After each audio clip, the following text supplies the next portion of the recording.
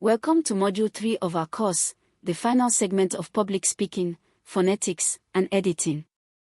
Having examined how we pronounce words accurately through phonetics, and how to deliver speeches powerfully in public speaking, we now turn to a skill that ensures clarity, correctness, and professionalism in both spoken and written communication, editing. Editing is not merely proofreading. It is the systematic evaluation and improvement of content. Editing applies to speeches and scripts, articles and essays, media presentations, professional communication. In this module, we'll explore types of editing, common errors in speech and writing, stylistic improvement, the editing process, tools and practical tips. Memo 1. What is editing? Editing is the act of refining a piece of communication to improve grammar and punctuation, clarity and conciseness, structure and coherence, style and tone, accuracy and consistency. In public speaking, editing your speech helps to eliminate verbal clutter and increase the precision of your message. In writing, editing ensures that every sentence contributes meaningfully and reads smoothly. Magnifying glass tilted left 2. Types of editing. There are several levels of editing, each focusing on different aspects. A. Content editing or developmental editing. Looks at the ideas, organization, and overall structure. Questions include: is the message clear and focused?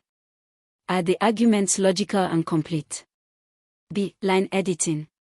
Focuses on paragraph and sentence level flow. Questions: are transitions smooth? Is the tone appropriate for the audience? C. Copy editing. Corrects grammar, spelling, punctuation, and word choice. Questions: are there grammatical or stylistic errors?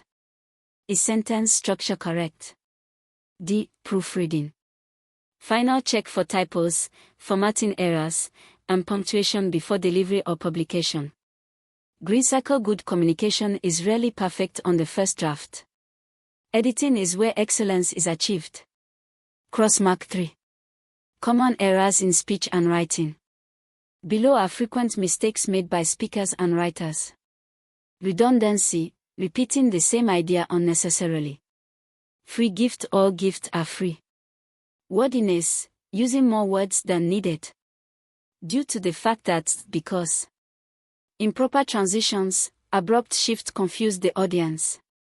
Tense inconsistency: switching between past and present unnecessarily. Misuse of words: using affect instead of effect. Filler words: overuse of like, you know. Monotone delivery: in oral presentations, this causes disengagement. Green circle: effective editing ensures clarity, impact, and professionalism. Writing hand 4. The editing process. To edit effectively, follow a structured approach. Step 1. Take a break. After writing or drafting your speech, rest. Come back to it with fresh eyes. Step 2. Review for structure. Does your introduction grab attention? Are your points in logical order? Step 3. Cut the clutter.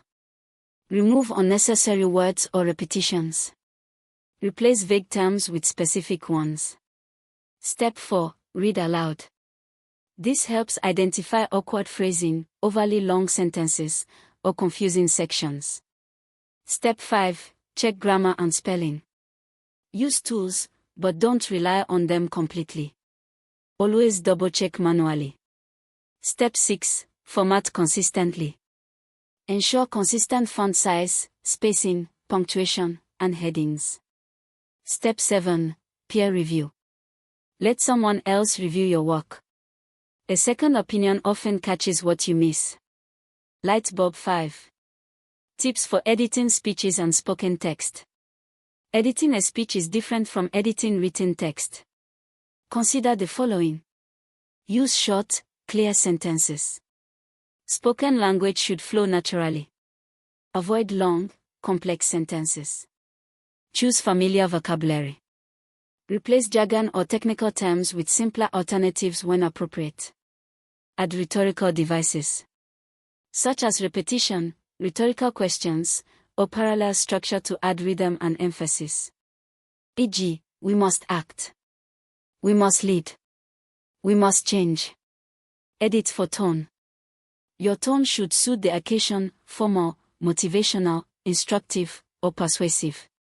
Use transitions.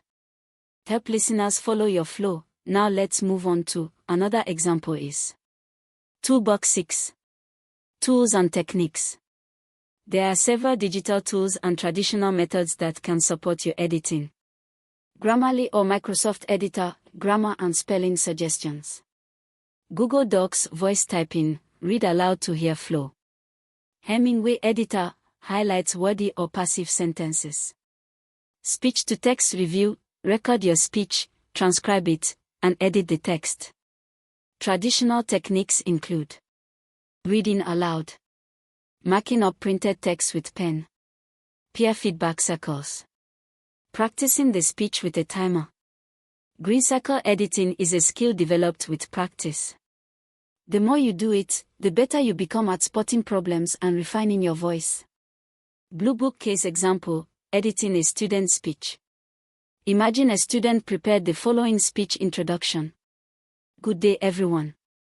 Today, I am going to talk about climate change, which is something that affects everyone and which we should be really concerned about because it's becoming more and more serious.